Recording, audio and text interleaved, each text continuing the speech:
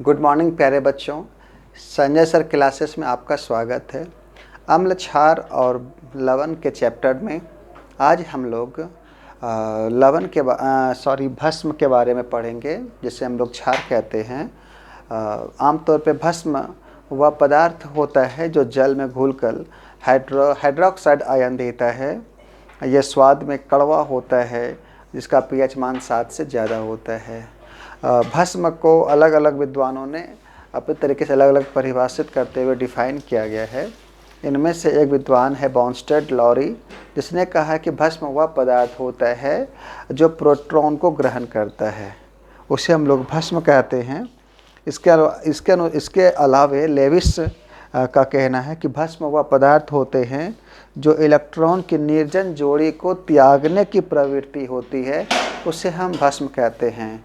और आपको तो बता ही चुके हैं आर्हेनियस ने क्या किया। आर्हेनियस के अनुसार से भस्म उसे कहते हैं जो हाइड्रोक्साइड आयन को मुक्त करता है, जो जल में घुल करके हाइड्रोक्साइड आयन मुक्त करता है, यानी OH माइनस करता है। यही बात मैंने यहाँ भी लिखा, ये आर्हेनियस का डिफिनेशन से है। कुछ महत्वपूर्ण भस्म हमारे सामने है। प्यारे बच्चों, भस्म के बारे में आप लोग अधिकांशतः अपने घरों में सुनते होंगे, जिस प्राय आप लोग उसे क्षार या भस्म के रूप में सुनते होंगे। भस्म का शाब्दिक अर्थ यह होता है कि जब किसी वस्तु को जला देते हैं ना, तो उसको लोग भस्म कहते हैं। जब बीमार पड़ते हैं या किसी प्रकार की परेशानियां होती है, तो हम लोग झाड़ फूँक करने के लिए भस्म का प्रयोग की जाती है कि वो भस्म डेट मीन जला हुआ पदार्थ होता है। लेकिन केमिस्ट्री में भस्म दूसरे अर्थ में ली जाती है, जिसमें कि हम लोग स्वाद में इसको कड़वा वगैरह कहते हैं। प्यारे बच्चों, आप लोग कुछ बातों अगर याद करेंगे, तो जब कभी आपके पेट में गैस वगैरह बनता होगा, तो आप जो मेडिसिन लेते हैं तो वो मेडिसिन हमारा भस्म होता है। जब सुबह सुबह आप ब्रश करते हैं तो वो पेस्ट के अंदर भस्म होता है। जब किसान खेती करता है तो खेती में वो जब चूना डालता है तो वो भस्म है। तो इस प्रकार से भस्म हमारे लाइफ में जुड़ा हुआ है।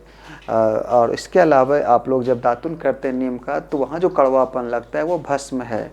अब जब करेला का प्रयोग करते हैं वो वहाँ भस्म है। जब आप साबुन को अगर आप स्वाद टेस्ट करेंगे, चखेंगे, तो वहाँ वो स्वाद वो साबुन के अंदर भस्म है।